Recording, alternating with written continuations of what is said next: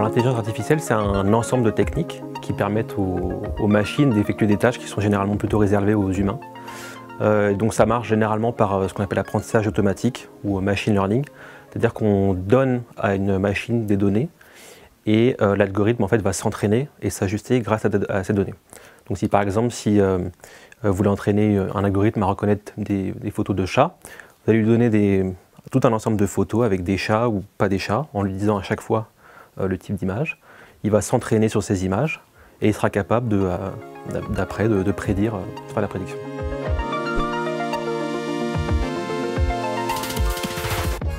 Alors non, c'est un terme qui n'est pas terrible. Ce terme date des années 50.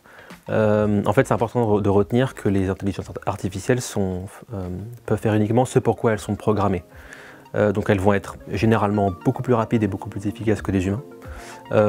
Mais pour les autres tâches, elles seront particulièrement mauvaises.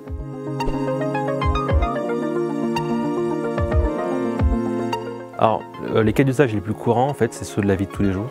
Donc par exemple, si vous déverrouillez votre iPhone avec votre visage, c'est déjà de l'IA.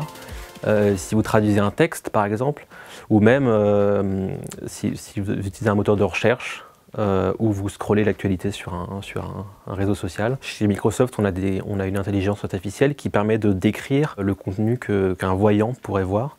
Donc pour les personnes malvoyantes, ça leur permet d'avoir une description en temps réel de leur environnement.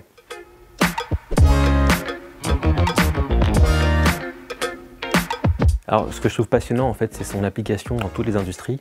On retrouve de plus en plus de cas d'usage avec de l'intelligence artificielle pour transformer des usages existants ou pour en créer des nouveaux. Voilà. Et donc, au fur et à mesure que la recherche avance, on arrivera à débloquer de nouveaux cas d'usage.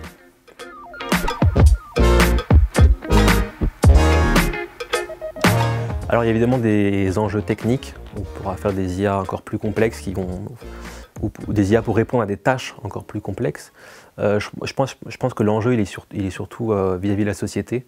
Il va falloir en fait qu'on arrive à faire des IA qui ne propagent pas les biais d'une société, des IA qui soient transparentes pour ne pas augmenter la fracture numérique, mais aussi en fait que l'aspect légal prenne en charge en fait ces utilisations pour s'assurer en fait que l'IA ne soit pas utilisée de la mauvaise manière.